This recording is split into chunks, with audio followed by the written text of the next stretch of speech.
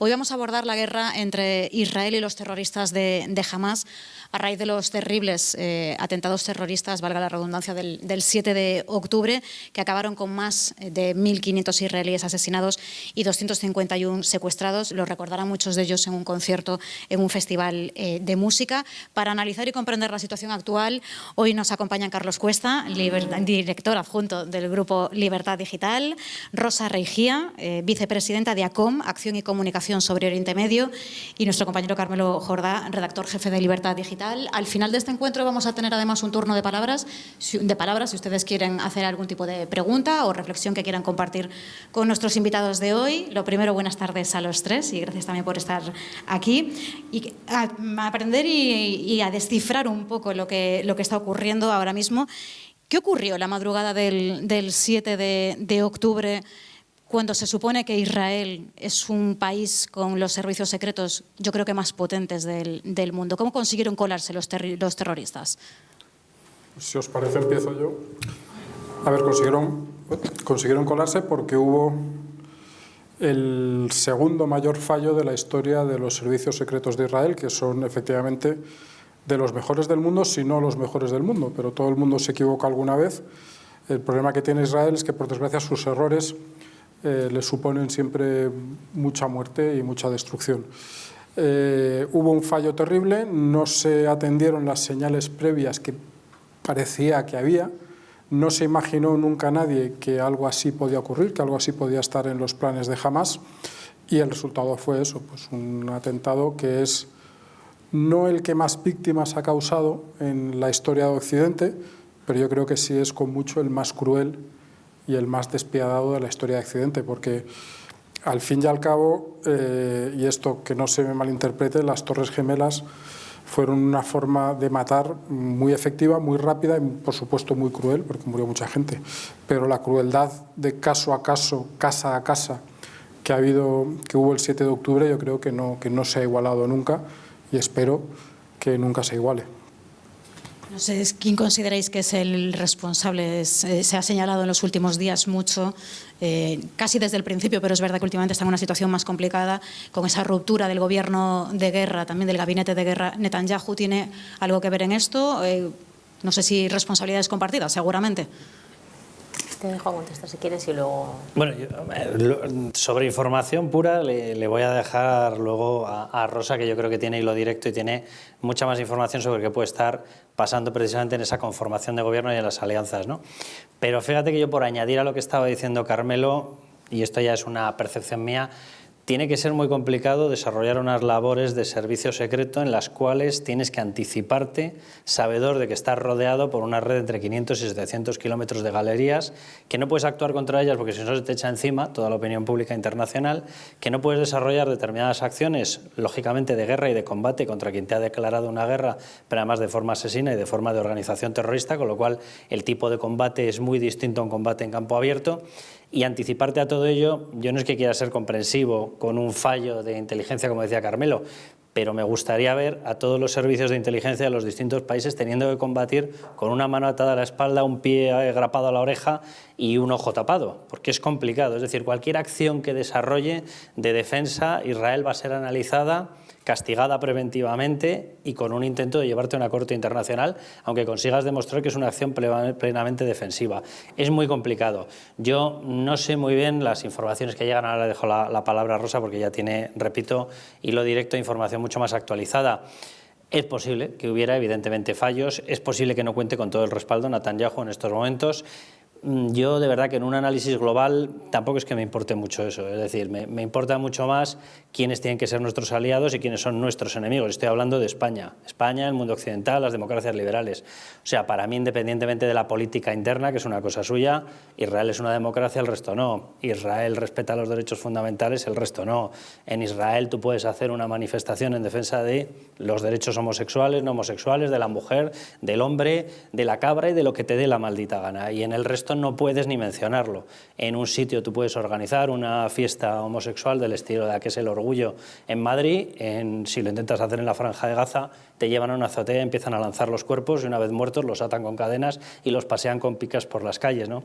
Entonces, yo entiendo y es verdad que es muy importante analizarlo a efectos de saber qué es lo que puede haber fallado y con qué tipo de gobierno nos podemos encontrar en caso de que en España haya un gobierno normal y serio para intentar hacer una alianza defensiva de Occidente y de las democracias liberales. Pero la verdad que a mí, particularmente en estos momentos, la cuestión interna, a efectos de valoración y de análisis desde España, la verdad que me preocupa menos. Enseguida vamos a ir precisamente con la situación y el papel que está jugando también el gobierno de Pedro Sánchez. Rosa, no sé si tú quieres añadir algo al respecto. Sí, a ver, en este caso concreto yo creo que tratar de focalizar todo en el gobierno de Netanyahu es un error. Es un error porque los ataques del 7 de octubre comenzaron a planificarse muchísimo antes de que el gobierno de Netanyahu estuviese el último gobierno, ¿no? Estaba el gobierno anterior de coalición.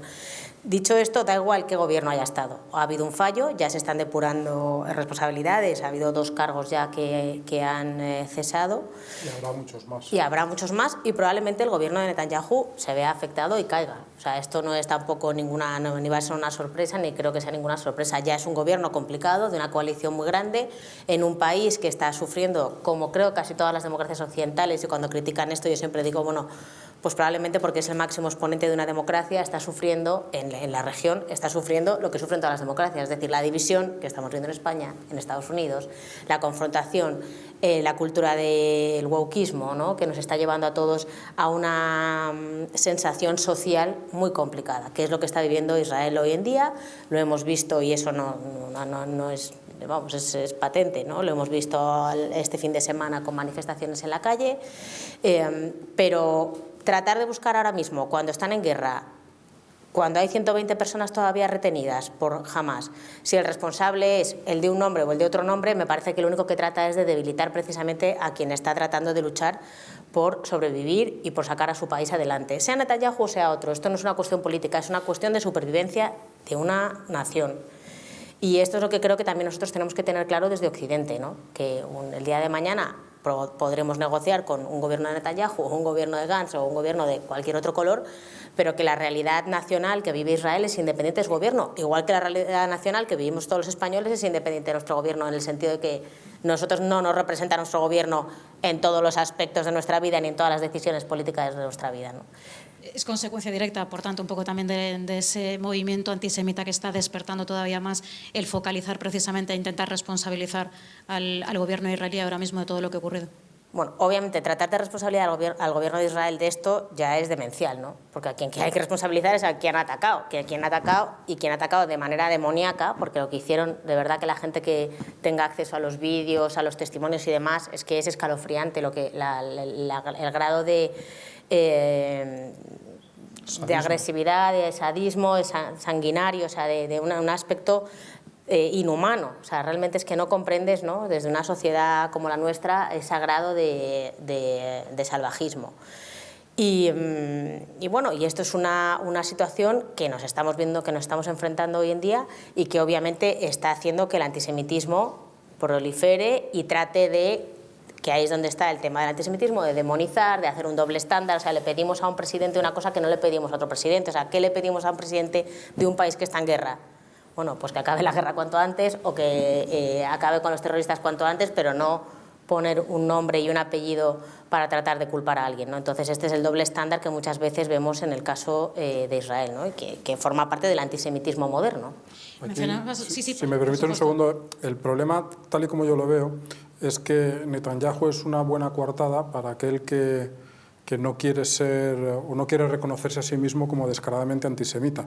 Entonces, efectivamente, como decía Rosa, hay una doble vara de medir completamente diferente. Se le exige a Israel cosas que no se le exigen a ningún otro gobierno del mundo. Y la gente, cuando hace eso, pues yo creo que necesita de alguna forma conformarse con eso, porque reconocer que hacen eso porque Israel es un país judío y el resto del mundo no lo es, pues es bastante, entiendo que sea bastante duro para ellos. Entonces se cogen, digamos, distintos fantasmas. No, yo no soy antisemita, pero soy antisionista. Vale, pues macho, es lo mismo. Pues desengáñate ya, porque es lo mismo. O no, yo no soy antisemita, pero es que Netanyahu es un fascista, no sé qué, no sé cuántos. Bueno, vale, Netanyahu será lo que será, pero al final Netanyahu ha hecho lo que habría hecho cualquier otro gobernante de cualquier otro gobierno de Israel. Y a mí me puede gustar más o menos, pero es que es indiferente, es que no se trata de eso.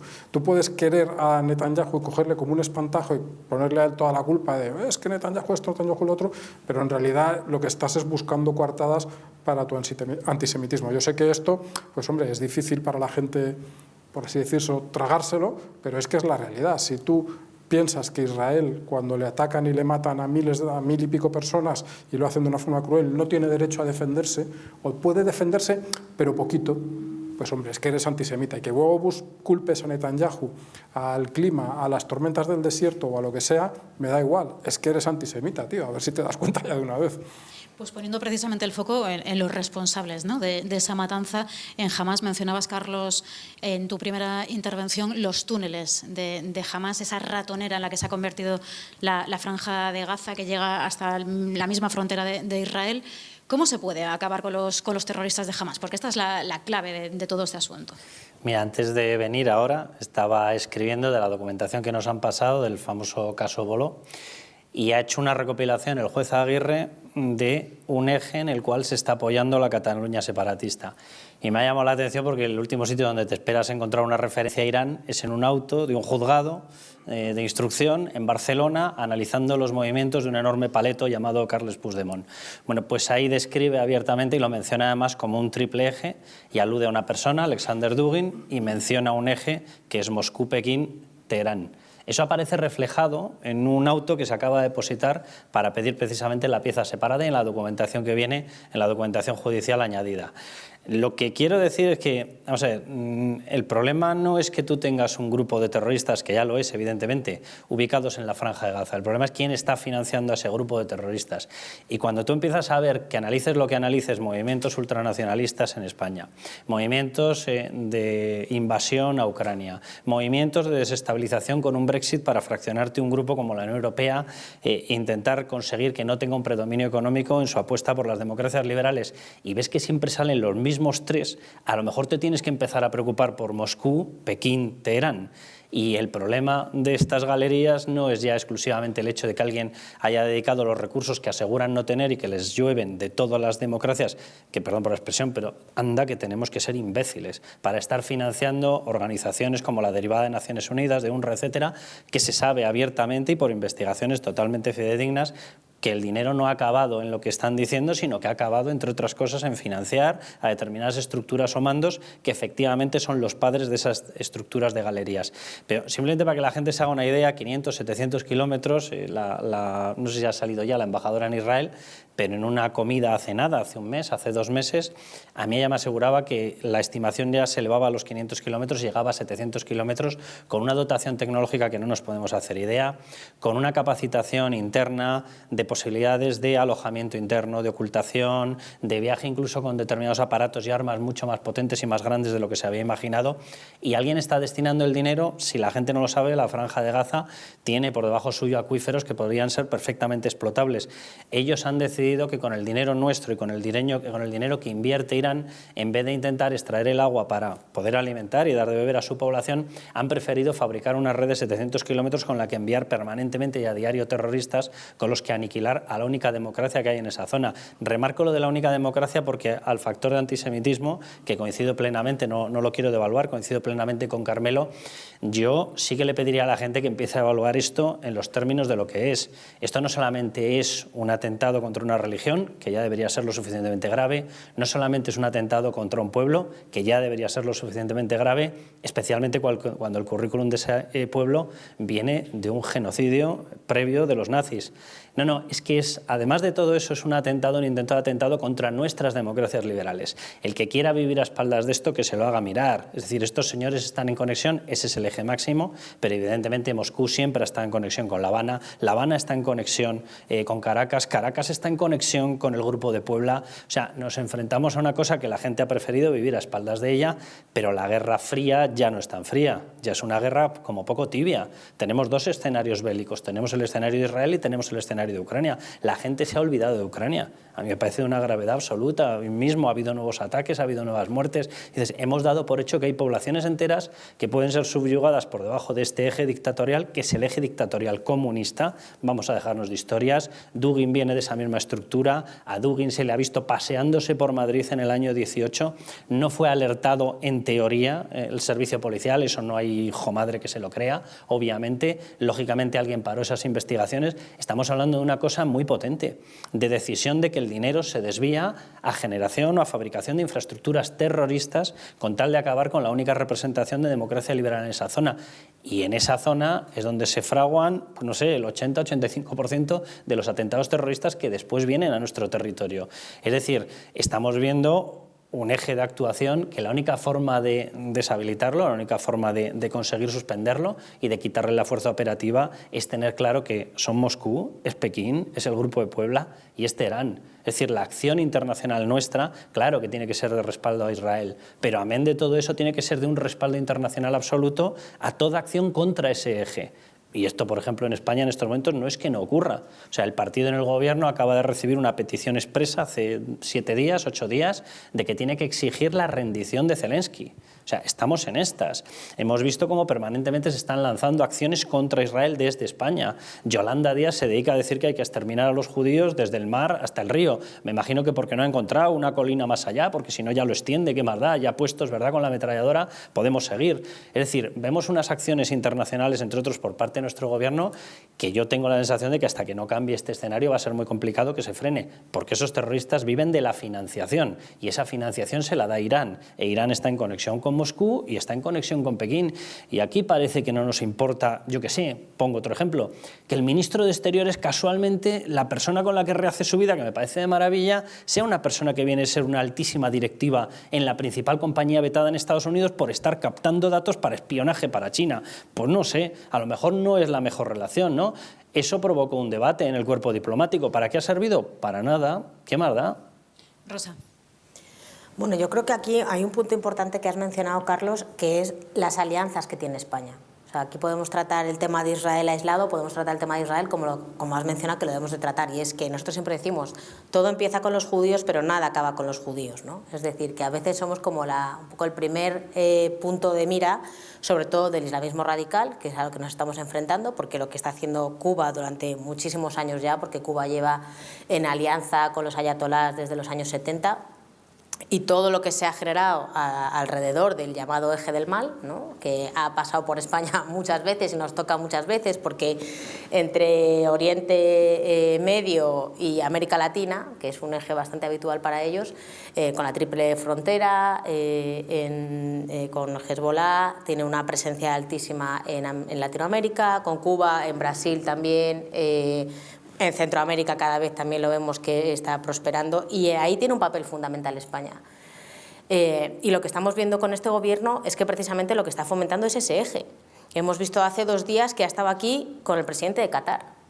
Qatar es otro de los grandes financiadores. No solo es un financiador, sino que es quien tiene a la cúpula de Hamás en sus territorios. Y no los entregan, podrían entregarlos. Podemos no tener el autor físico de Sinwar, que es, digamos, el cabeza del ataque físico, que sigue escondido en los túneles. Y luego quiero hacer un comentario con lo de los túneles también. Pero tenemos las personas que están financiando, que están ideando toda estos atentados y los que van a venir, porque por desgracia esto no queda aquí. Entonces, España está jugando un papel principal, porque estamos, por un lado, buscando relaciones con todos estos países y, por otro lado, estamos proponiendo soluciones que son las más lejanas a encontrar la paz en Oriente Medio y a encontrar, digamos, disminuir la presencia de estos países del eje del mal en Europa. Y están encontrando en España un lugar por donde entrar a nivel institucional en muchísimos sitios. Qatar, por ejemplo, tiene deuda en las principales y tiene acciones en las principales compañías españolas, en Iberia, en el Corte Inglés, mayor anunciante de España. O sea, es decir, que no están haciendo las cosas por casualidad, tienen un plan lo siguen, lo diseñan y van a por él. Y nosotros, mientras tanto, estamos pensando en a ver por dónde nos viene, ¿no? Entonces yo creo que esto es importante, remarcar el papel del Gobierno de España, el papel de la Unión Europea con Josep Borrell, que por suerte ya está de salida, pero también ha hecho un gran daño. Ha mostrado una postura de la Unión Europea que no era la real. La mayoría de los países de la Unión Europea no están alineados con lo que Borrell estaba diciendo, con lo que España estaba diciendo. Hemos sido España y 4 países que no representan ni el 5% de la población de toda la Unión Europea, los que han propuesto estos, por ejemplo, soluciones de 2 estados, ¿no? Y el tema de los túneles es importante, y cómo acabar con Hamás, que has mencionado, porque aquí hay un problema, hay 2 problemas. Uno principal, que es que tienen rehenes, que yo creo que ha sido una gran baza para los terroristas, para dificultar la situación en Israel y para tensionar internamente Israel. Que esto que hablábamos de las democracias, claro, lo que está tensionando es muchísimo la situación dentro, porque Israel es un país pequeño en el que las conexiones personales son muy rápidas, enseguida tú conoces a tienes un familiar, un amigo en un entorno muy pequeño. La gente que tiene, si nosotros tuviésemos a alguien ahí dentro, nuestra primera reacción sería lo que sea, para que saquen de ahí a mi hijo, a mi hermana, a mi padre, a mi abuelo. O sea, es que siguen 120 personas, de ellas 16 mujeres jóvenes, creo que ninguna mayor de 45, perdón, 2 niños pequeños, de 1 año y 4 años, ya habrá cumplido, estará a punto de los 5, llevan 9 meses secuestrados, esto se dice rápido.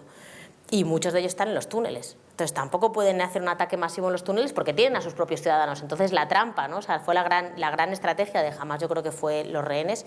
Y luego tiene un problema de que Hamás está utilizando a los civiles como escudos humanos. Entonces tiene a los civiles encima de los túneles. Entonces ellos saben que si Israel mañana quiere aplanar Gaza, la aplana Gaza. Pero lo hubiese hecho el día 8, si eso es lo que hubiese querido. Pero eso no es lo que quería Israel. Israel lo que no quiere es dañar a toda la población, quiere dañar a la menor población posible. Pero en una guerra, por desgracia, hay víctimas. Y en una guerra en la que el otro lado es un grupo terrorista, no es un Estado, no respeta normas, y encima pone a sus ciudadanos delante de los terroristas, delante de los túneles, encima. O sea, se han encontrado camas de niños donde dormían niños y debajo las municiones. O sea, están poniendo a los niños entre el Estado de Israel y el grupo terrorista Hamás. Entonces, claro, es una guerra muy complicada. Es muy difícil acabar con Hamás, principalmente porque Israel está tratando de respetar la legalidad internacional y, sobre todo, y lo que más, de respetar la vida de las personas. Porque es que Israel no es un país de culto a la muerte. El islamismo radical es una ideología, que por eso es tan difícil de combatir, porque no es solo un grupo terrorista, es una ideología que hace que rinde culto a la muerte. No les importa, por eso tienen los mártires, por eso los niños se hacen mártires, las mujeres son mártires. Entonces, todo este amalgama, ¿no?, de ideas, de sociedad, de situación, de rehenes, hace que la situación sea tremendamente complicada. Por eso no es fácil encontrar una solución. O sea, ¿Qué se sabe, por cierto, de los rehenes? No sé si vosotros...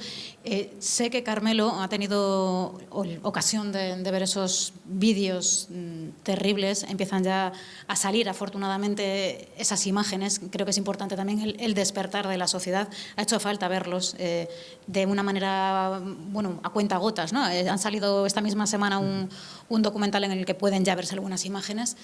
¿Qué se sabe de ellos? Y explicar las atrocidades que se ven en esas imágenes. Imagino, Rosa, que tú también, no sé si tú, Carlos, has tenido ocasión también de verlos. Se ha contado con imágenes, pero también con testimonios. Y con testimonios de las pocas, por ejemplo, de las pocas mujeres que han vuelto de allá. Las mujeres quiero centrarme precisamente porque este gobierno feminista siempre, que siempre hacen hincapié en eso. Tenemos a la ministra Sira Rego o a la vicepresidenta del gobierno olvidando las atrocidades que hay hermanas a las que no... El próximo 8M lo están preparando en la Franja de Gaza, sí.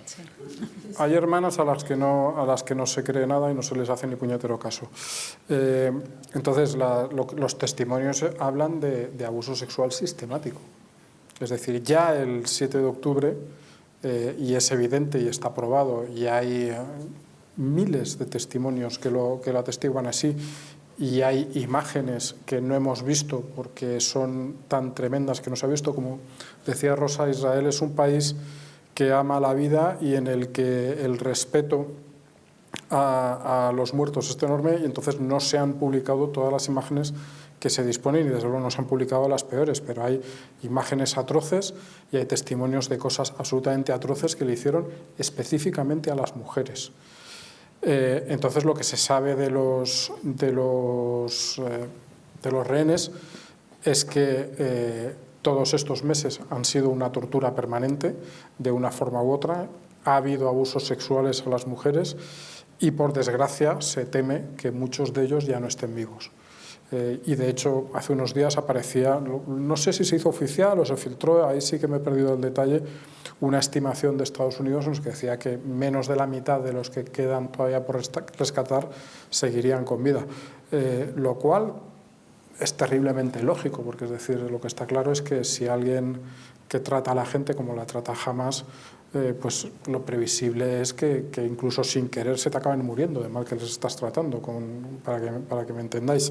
Pero vamos, lo que está claro es que ha habido ya pruebas, ya hay pruebas, ya están acumuladas, están contadas, de la crueldad con la que se ha tratado a estos rehenes y específicamente de la crueldad con la que se ha tratado a mujeres. Es decir, ya hay incluso testimonios de mujeres que cuentan en primera persona cómo fueron violadas por sus captores y han tenido la valentía de contarlo y de dejarnos ese testimonio para que el mundo lo sepa. Nosotros la semana pasada publicábamos un artículo sobre ese documental que no guarda tanto imágenes escabrosas como muchos testimonios de eso en primera persona y luego testimonios de gente que vio y que escuchó, porque estaban tan escondidos que no podían ver más, pero que escuchó lo que ocurrió, lo que les ocurrió a muchas mujeres de Israel, de edades terriblemente jóvenes, muchas de ellas, y cuando digo jóvenes digo niñas, el 7 de octubre, y cómo aquello no fue además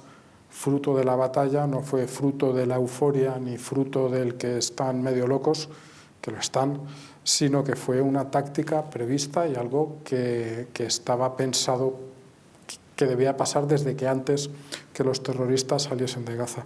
Si me dejáis decir una cosa sobre los túneles, muy rápidamente, la red de túneles tenía, ya se estima que entre 600 y 700 kilómetros, el metro de Madrid tiene 300 y pico. Para que os hagáis una idea de la dimensión, obviamente los túneles no son iguales, pero hay túneles por los que pueden pasar dos camiones sin tocarse, es decir, que algunos de ellos sí que son impresionantes. Y esos túneles los hemos pagado nosotros, que es lo terrible. Los ha pagado la Unión Europea. La Unión Europea y otros países, Estados Unidos, pero singularmente la Unión Europea, se ha pasado durante años entregando millones y millones a Hamás, a quien mandaba en Palestina o en este caso en Gaza. Y eso, bueno, pues podría ser discutible, pero lo que no es discutible es que no se les ha pedido cuentas nunca jamás de qué pasaba con ese dinero. Y de hecho hay un caso curioso, comentabas antes, Carlos, el tema del agua, y es cierto que al principio de la guerra sobre todo fue una de las cuestiones, bueno, hace creo que 2 o 3 años, Hamás, no sus enemigos o un espía que se coló, Hamás publicó un vídeo orgulloso mostrando cómo habían sacado las cañerías que había pagado la Unión Europea, y todo el mundo sabía que esas cañerías las había pagado la Unión Europea. Con los logos, que las hay hasta con los logos. Cómo las habían sacado para usarlas como lanzaderas de cohetes. ¿Y eso afectó en alguna medida al dinero que seguía dando la Unión Europea? No. ¿Y cómo es posible que este Gobierno haya ampliado las partidas de ayudas y de subvenciones, bueno, de ayudas a las Naciones Unidas para que siga financiando todo esto?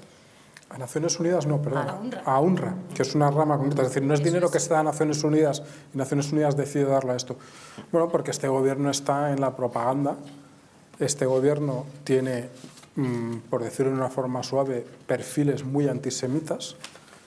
Y este Gobierno, por tanto, no encuentra ningún problema en que una organización como UNRWA esté organizando y manteniendo sitios que son usados como infraestructura por los terroristas, y todavía probablemente más grave, tiene una parte importantísima del sistema de educación palestino que desde edades como 8 o 9 años les enseña a los niños a odiar ferozmente a Israel.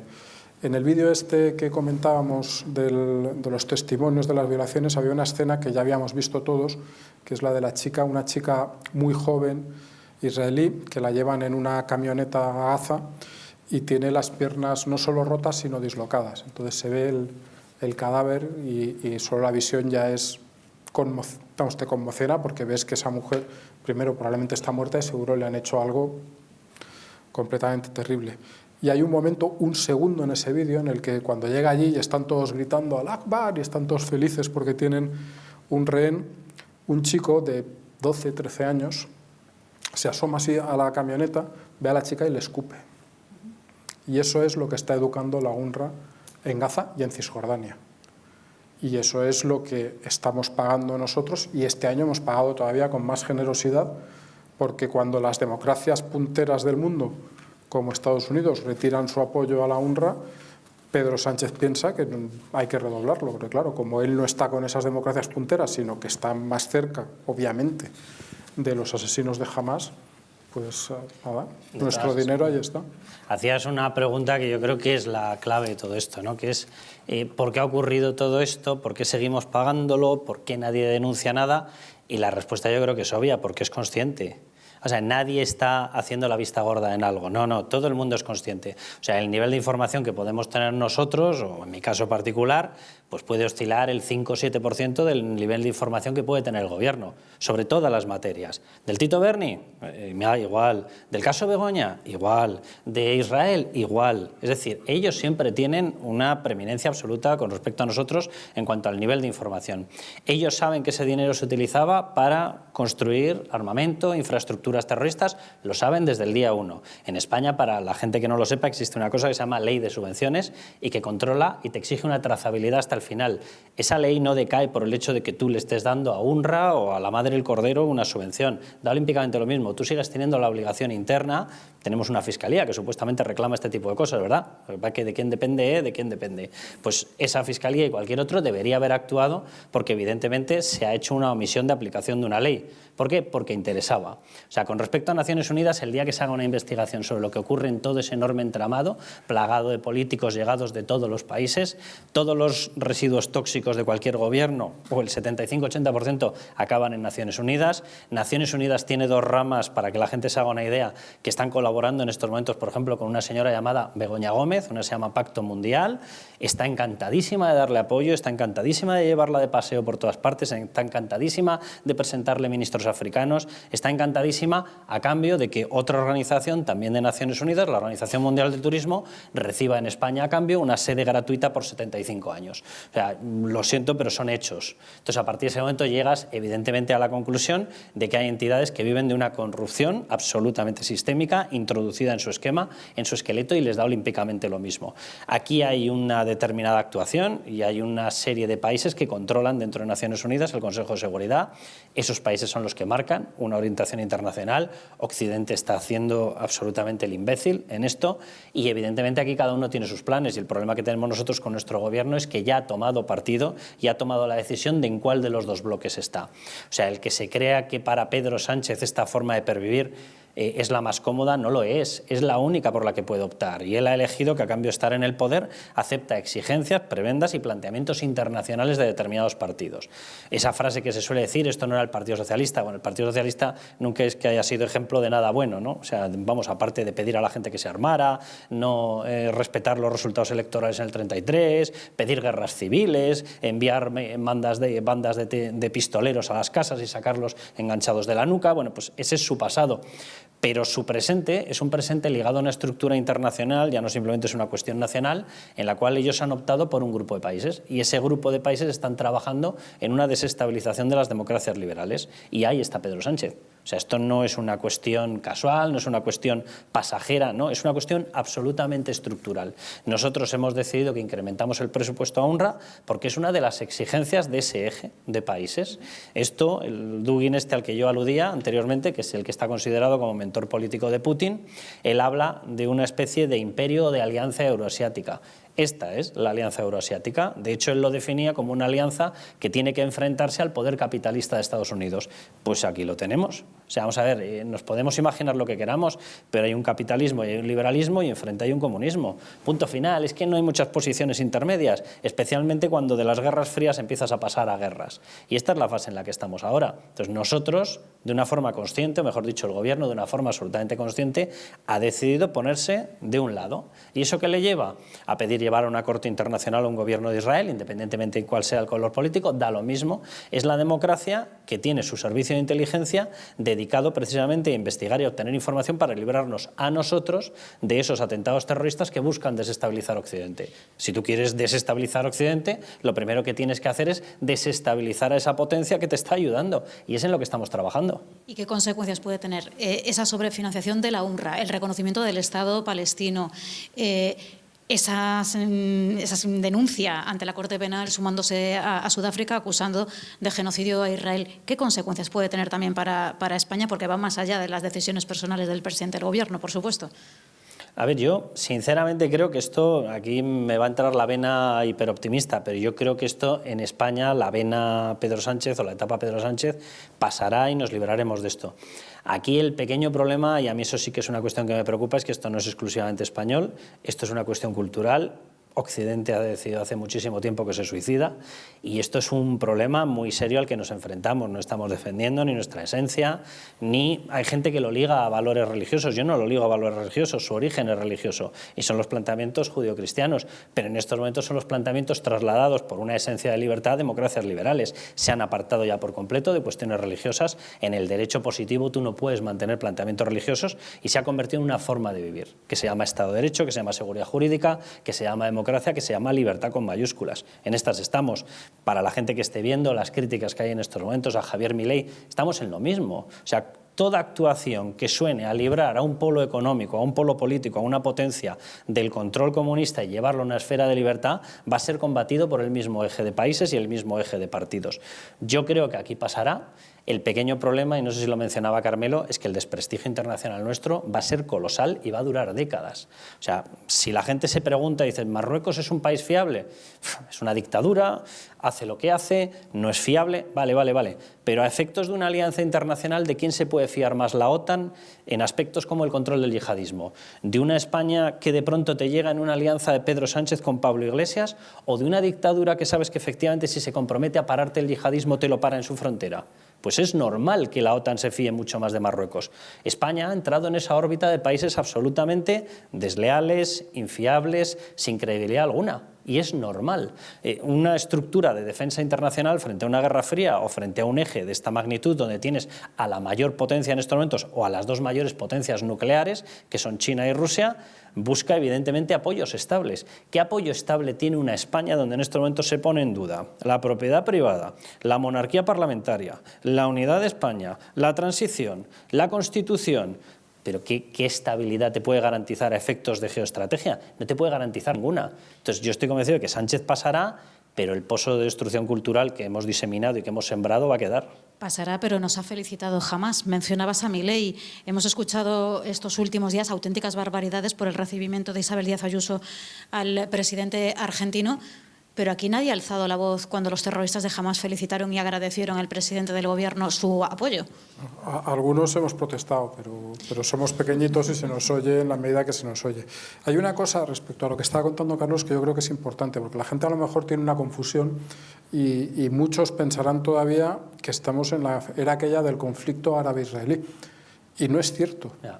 No es cierto. O sea, estos movimientos de Pedro Sánchez no nos acercan a los países árabes. Quizá con la excepción de Qatar, que es a la vez árabe y chií, que es lo más extraño. Digamos que es extraño, no es lo habitual. Este posicionamiento nos acerca, por supuesto, a los grupos terroristas como Hamás y Hezbollah, pero exclusivamente a Irán, prácticamente, porque el mundo árabe, en este momento, está del lado de Israel. Los gobiernos, el mundo árabe no, mejor dicho, los gobiernos árabes, para ser más exactos, están del lado de Israel. La calle, la opinión pública es un tema mucho más complicado, pero los gobiernos, como el de Arabia Saudí, no digamos ya el de aquellos gobiernos, como por ejemplo Marruecos, que han llegado a un acuerdo... Emiratos. O los Emiratos, que han llegado a un acuerdo diplomático hace muy poco con Israel.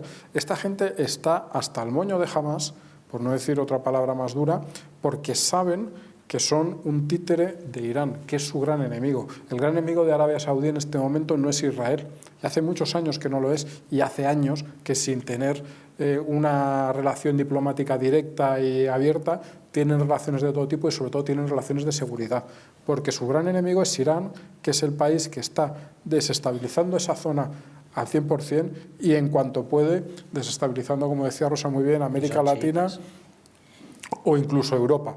Bueno, hemos visto en España la capacidad que tiene, que fue bastante torpe, pero que Irán tiene capacidad de atentar en nuestro país. Y de interferir en nuestro gobierno. ¿Qué? Y de interferir en nuestro gobierno, que lo vimos claramente con Pablo Iglesias, que al final tuvimos un vicepresidente del gobierno que era un títere directo que le pagaba el teléfono hasta el día antes de ser miembro del...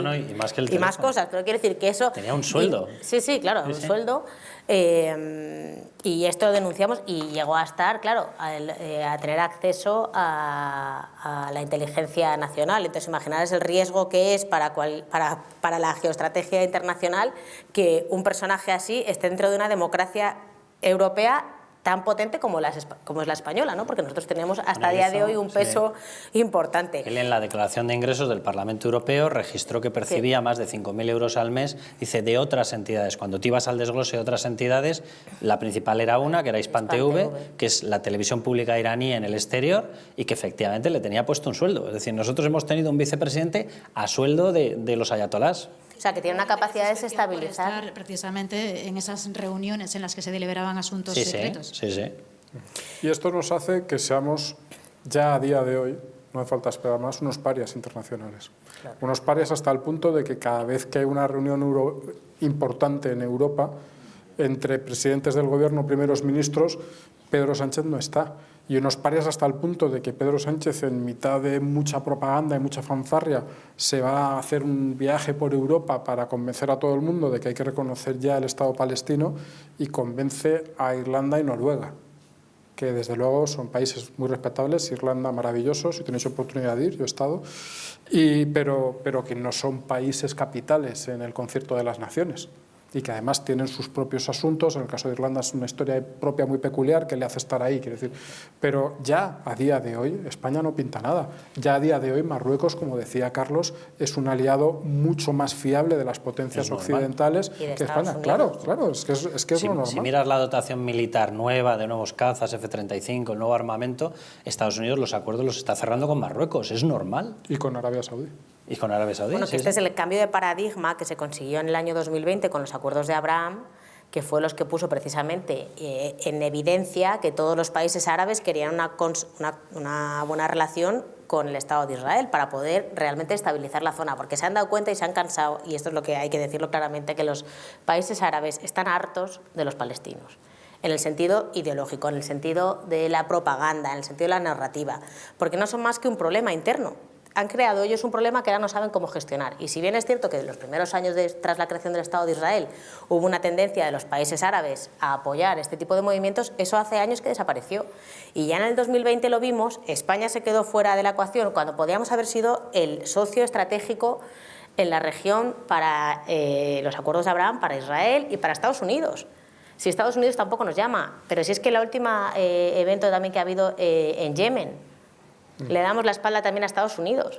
Sí, entonces, claro, nos estamos convirtiendo al final en un hazme reír, pero al final en una referencia para los que sí están en contra de Occidente, para los que sí están en contra de la civilización occidental, que es lo que al final yo muchas veces quiero hacer mención, ¿qué es lo que representa estos ataques? Se ha atacado la civilización occidental, se ha atacado la libertad, se ha atacado los derechos de la libertad religiosa, se han atacado los derechos humanos.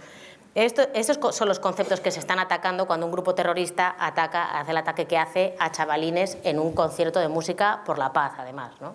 Si os acordáis, en Internet se dice mucho esto, sois muy jóvenes y no recordaréis, pero en el año 94, si no recuerdo mal, la Conferencia de Madrid inició los acuerdos entre palestinos e israelíes. Y inició, digamos, la esperanza de paz más fuerte que ha habido para acabar ese conflicto, y se inició aquí en Madrid. ¿Os imagináis ahora una conferencia similar en Madrid?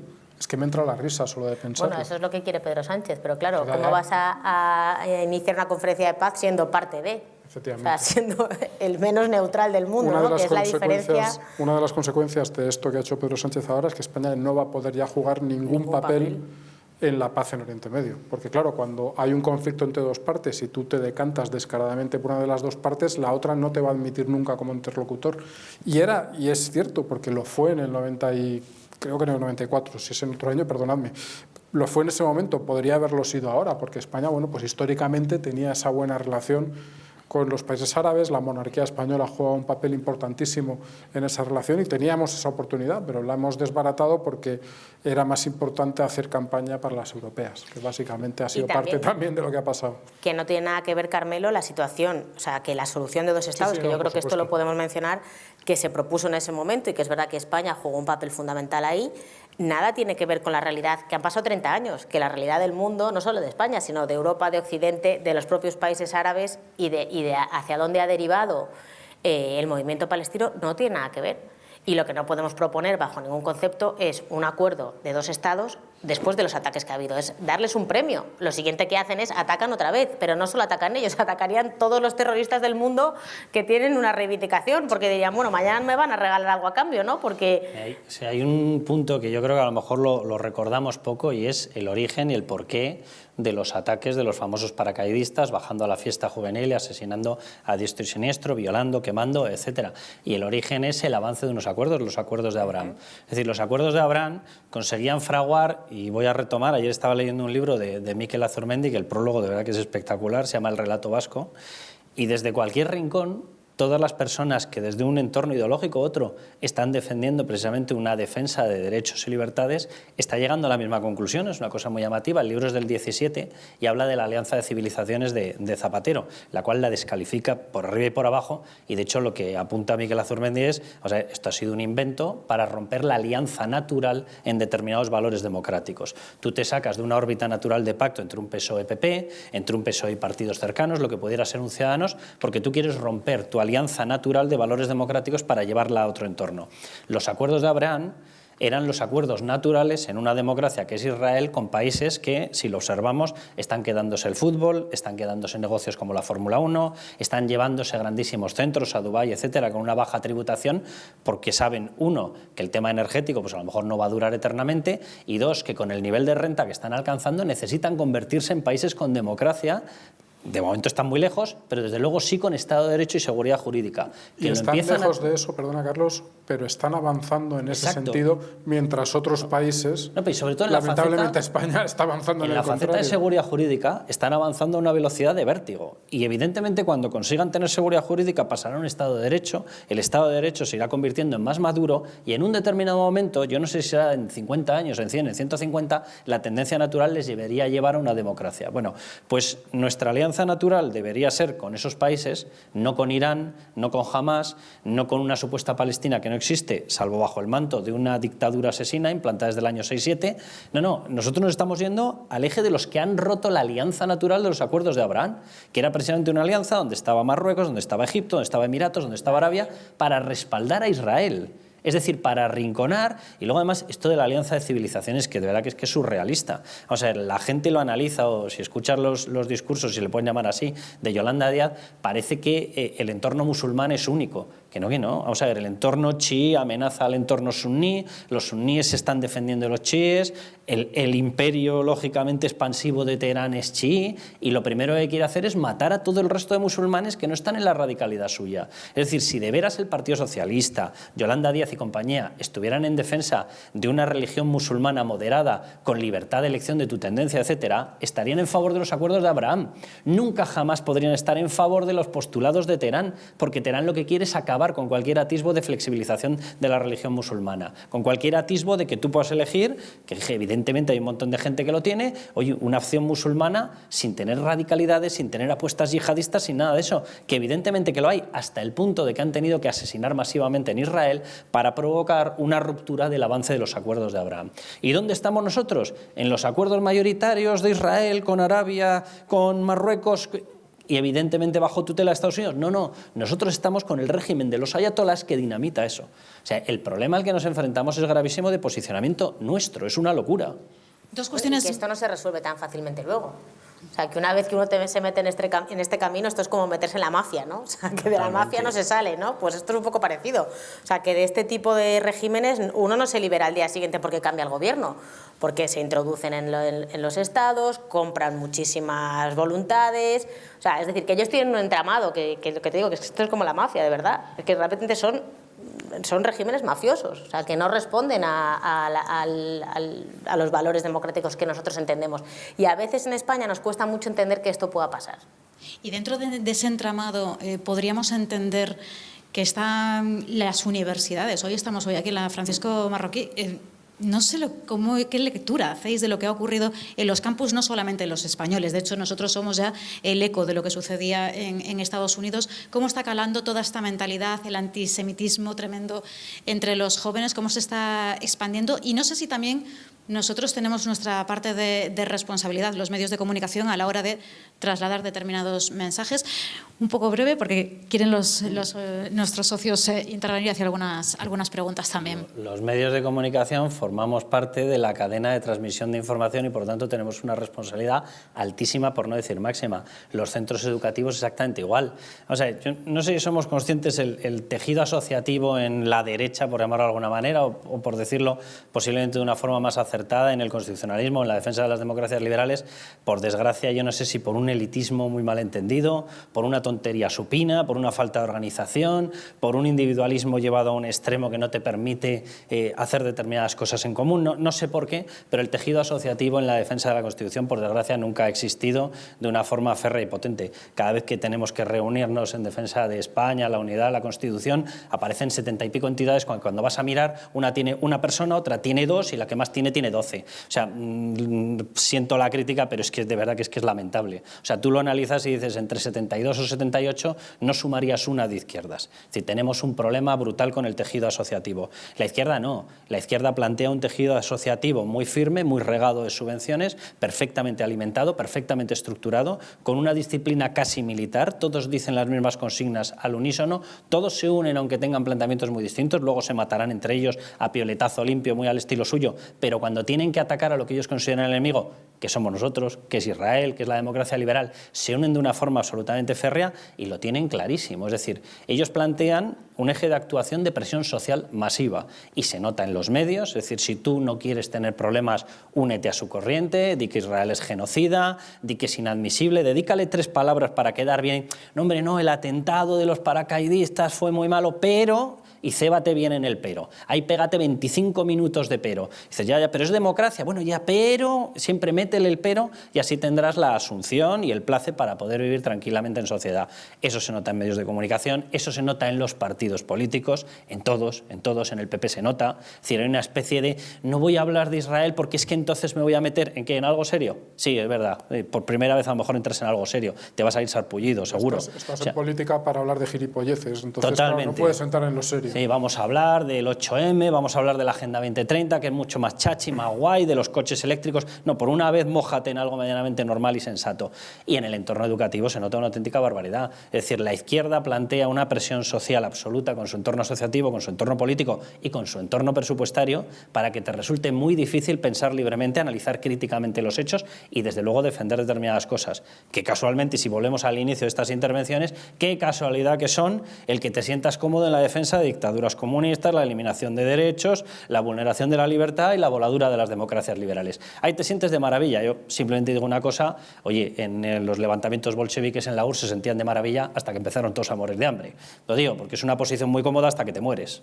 Hay una alianza internacional y que está en prácticamente todo el mundo entre la izquierda y el islamismo radical. Dices, ¿y cómo pueden estos entenderse? Pues pueden entenderse porque para la izquierda es mucho más fuerte el odio que tiene al capitalismo, el odio que tiene a Occidente y el odio que tiene a sus valores que la propia preservación personal, porque vamos, si se creen estos de izquierdas que es cuando manden los ayatolas no se los van a cargar a todos, están muy equivocados. Y esa alianza... Van a hacer Ministerio de Igualdad. Sí, sí, dos. Sí, sí. Uno para PAM y otro para Yolanda Díaz. Exacto. Esa alianza tiene, bueno, la izquierda en Occidente tiene poder sobre todo en 2 ámbitos que son los medios de comunicación y la educación. Entonces, en esos ámbitos es donde esa alianza es más fuerte que en ninguno, y por eso los medios de comunicación, por regla general, tienen una postura absolutamente indecente respecto a Israel, y por eso la Universidad Española, que hay que decirlo, la Universidad Española es probablemente el ente más corrupto que hay en España. O sea, es el ente menos prestigioso, porque no hay ni una puñetera universidad española que esté entre las 150 mejores del mundo en cualquiera de los rankings que hay, y es el ente más corrupto, en el que se dan cátedras a señoras que no tienen ni el bachillerato casi, en el que se reparten los cargos entre amigos, en el que se amañan las oposiciones, en fin, es decir, todo lo que pensamos que es corrupción en cualquier otro ámbito, en la universidad se da, pero al por mayor, es la práctica habitual. Bueno, pues en esos entornos, en el periodismo que está como está y en la universidad que está como está, triunfan estas ideas, por llamarles de alguna forma, y por eso te encuentras, pues no sé, lo que nos encontramos nosotros el día que fuimos a la Complutense, que era gente, un chico, o sea, chicos, chicas, gays, lesbianas, que se les ve a la legua, quiero decir, que es que antes, a 1 kilómetro antes de llegar a Gaza ya les habrían pegado un tiro, y que están allí defendiendo a Hamas. Que antes montado los campamentos en cuanto ha llegado la época de las vacaciones de verano también. Bueno, es que el sacrificio llega hasta donde llega. Y de una manera, antes de repartir el turno, sí, hacer de las universidades. Ha habido una circunstancia muy específica que en España se ha hecho, que es más flagrante que en otros lugares. España ha pasado en la mayoría de las universidades públicas y a través de la CRUE, el Consejo de Rectores de Universidades Españolas, algo así, un boicot contra las universidades israelíes. Y contra los investigadores. Y contra los investigadores. O sea, ya no contra instituciones neutros, sino contra personas. Es una caza de brujas. Claro, y se les ha pedido a todos los investigadores que delaten sus relaciones con cualquier cosa que suene a Israel. Esto en la Universidad Complutense de Madrid, la Universidad de Burgos, la Universidad de Granada, o sea... Entonces, esto es un tema que no se está viendo en otros lugares, porque una cosa son los movimientos estudiantiles, que tampoco son estudiantes, pero bueno, los movimientos organizados que están utilizando las universidades como plataformas. Sí, alguno tiene 45 años. Sí, o sea, aquí estoy en primero de Derecho, y joder, pues a ver si acabas. Y luego tenemos lo que está provocando este gobierno es que haya un señalamiento desde las instituciones españolas y desde la maquinaria que tiene España, desde la maquinaria del Estado, contra ciudadanos por razón de nacionalidad, por ser israelíes o incluso judíos. Y están generando un boicot real.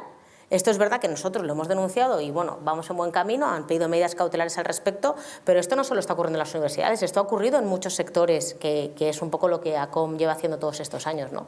Entonces, en España lo que está ocurriendo es que hay una puntualización desde las instituciones contra el Estado de Israel y por ende contra los judíos, porque incluso han llegado a pasar mociones que pedían específicamente que los judíos negásemos nuestra relación, el derecho de Israel a existir, ¿no?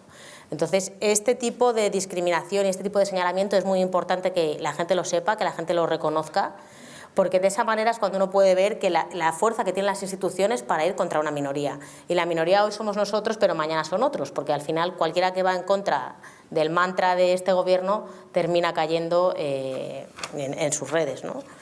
Como decía, le vamos a dar el turno. ¿Va a extenderse este conflicto al Líbano? A ver, es la gran pregunta en este momento. Es muy curioso, yo estuve en Israel, estuve en la frontera del Líbano en marzo pasado, estuvimos hablando con mucha gente, con militares, con gente que vivía allí, con alcaldes.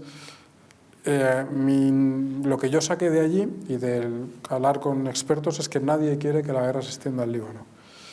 Y mi idea es que lo más probable es que la guerra se extenderá al Líbano.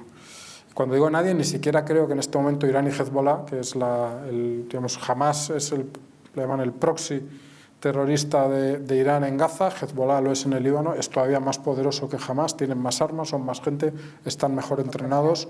¿Perdón? No, mucho mejor preparados. Sí, porque además tienen mucha experiencia de combate, han estado librando parte de la guerra de Siria, y no creo que en este momento Hezbollah desee empezar esa guerra, porque la habría empezado ya, ha tenido oportunidad, por así decirlo, pero me temo que es muy difícil que no exista esa guerra, y es muy difícil por dos razones, porque, por Tres razones, muy rápidamente. Primero, porque la ONU no está cumpliendo con su deber. Su deber era mantener a Hezbollah por encima de una línea geográfica del Líbano, que era el río Litani, y no lo han hecho. Y no lo han hecho, entre otras razones, porque no se han dejado hacerlo, porque han ido allí los soldados, por ejemplo, soldados españoles, y no les daban herramientas para cumplir con su misión. La segunda, porque Hezbollah no deja de presionar, no quiere la guerra, pero tampoco quiere admitir una derrota, ni siquiera táctica, y por lo tanto no deja de presionar, de mandar cohetes. Y tercera, porque en este momento, y esto no se comenta en Occidente, hay 70.000 ciudadanos israelíes que viven dentro de Israel, pero cerca de la frontera, como quien quiere vivir, no sé, cerca de la frontera de Portugal, o incluso al otro lado, como el hermano del presidente del gobierno. Es decir, que viven donde quieren y les da la gana y están en su derecho. Y esta gente en este momento no puede estar en sus casas porque en cuanto se ve a alguien en la casa le tiran un bombazo desde el otro lado de la frontera. 70.000 personas que tienen que ser mantenidos en kibbutz de amigos que están más al centro o en hoteles de Tel Aviv. Yo los he visto allí, las familias, tal, y esto, claro, es un problema que no se puede prolongar indefinidamente. Así que yo deseo que no, porque si ocurre será una guerra todavía más dura y con más muertes que la de Gaza, pero me parece que lo más probable es que en un plazo medio acabe ocurriendo. Rosa. Yo creo que es inevitable, desgraciadamente. Lleva muchísimos años siendo un problema. Ahí es precisamente es que creo que lo que ha pasado con Hamás demuestra que es inevitable una guerra con Hezbollah.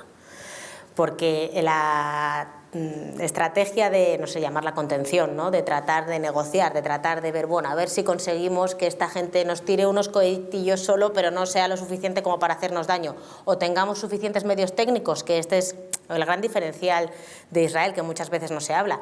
Israel tiene, gracias al Iron Dome, a la cúpula de hierro, una capacidad de proteger a sus ciudadanos muy grande, que no tienen, obviamente, muchos otros países, ¿no? Entonces, la doble... Rosa, pero yo creo que la diferencia no está en la capacidad técnica, sino en la intención. Es decir, al final hay cosas en el sur de Israel que tú has visto como yo, que son que las paradas de autobús tienen una capa así de cemento armado por si cae un pepinazo que esté descubierto. Y eso es lo que hace Israel, y del otro lado de la frontera lo que hacen los terroristas es lo que comentábamos antes, poner las bombas debajo de la cama del niño, porque así, igual con un poco de suerte, allí no te tiran el pepinazo. O matas a un niño y así acusas a Israel, que eso también les encanta, ¿no? Porque es que estamos en la misma... O sea, al final utilizan... Ellos sí que son capaces de utilizar muy bien esas armas porque no les importan las personas, no les importan los ciudadanos. Ellos lo que quieren es una sociedad empobrecida, que esto también quería mencionarlo, para la gente que no lo sepa. En 2005, cuando Israel se retira de Gaza, Israel deja las viviendas, los invernaderos, o sea, toda la infraestructura. Fábricas enteras, o sea, se retiraron.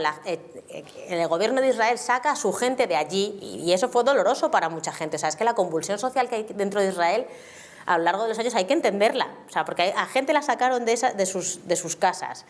Les sacaron sus negocios, sí, les dieron otros en otros lugares, les dieron otras, pero al final te están sacando de tu lugar, de donde tú has crecido, donde has generado un negocio, donde has tenido una oportunidad, donde has ido a la escuela, lo que sea, y le regalan todo y se convierten en nidos de terroristas, en gente empobrecida, porque es lo único que quieren los terroristas. Lo queman al día siguiente. Lo queman, utilizan las infraestructuras más valiosas para desde ahí hacer lanzaderas, para que precisamente Israel devuelva los cohetes donde están las lanzaderas, para tratar de eliminar las lanzaderas, y esos son los lugares, las infraestructuras más valiosas, para luego acusar a Israel de que se cargó el pozo de agua o se acabó con la nave de electricidad.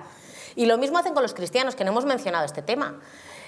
Tanto Hezbollah como Gaza utilizan a los cristianos. Las comunidades cristianas que quedan en estos territorios son mínimas. El otro día, justamente en un evento que estuve, que vinieron unos que venían desde, bueno, del área. Hay noticia hoy en Libertad Digital que hemos hecho con esa gente, hablando con una persona dentro de Gaza que nos contaba la situación, y es una ONG que se dedica a dar voz a gente en países dictatoriales que están en contra de estas dictaduras o de estos terroristas, ¿no? Y entonces te contaban, por ejemplo, que la UNRWA nunca ha contratado a un cristiano.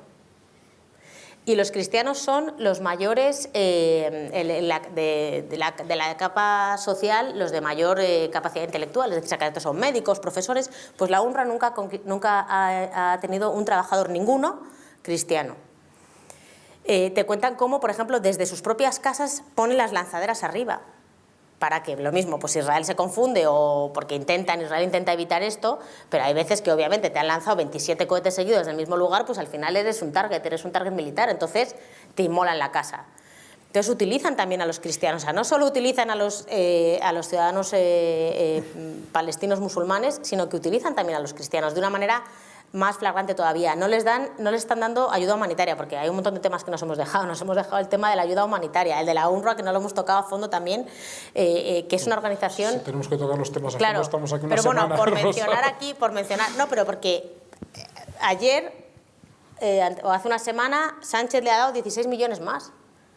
Entonces es que claro, estamos en una rueda en la que no nos damos cuenta porque es un goteo, y al final, cuando uno mira el cuadro entero y se empieza a informar un poco del cuadro entero, dice, ¿pero dónde estamos? 16 millones es casi la mitad del coste de la ley de ELA. Pero eso ayer, pero es que ya llevamos, creo que este año vamos a llegar casi a los 30, por lo que llevan anunciando. Luego, como que nunca sabemos lo que es verdad y lo que no es verdad, lo que anuncia este gobierno, pero...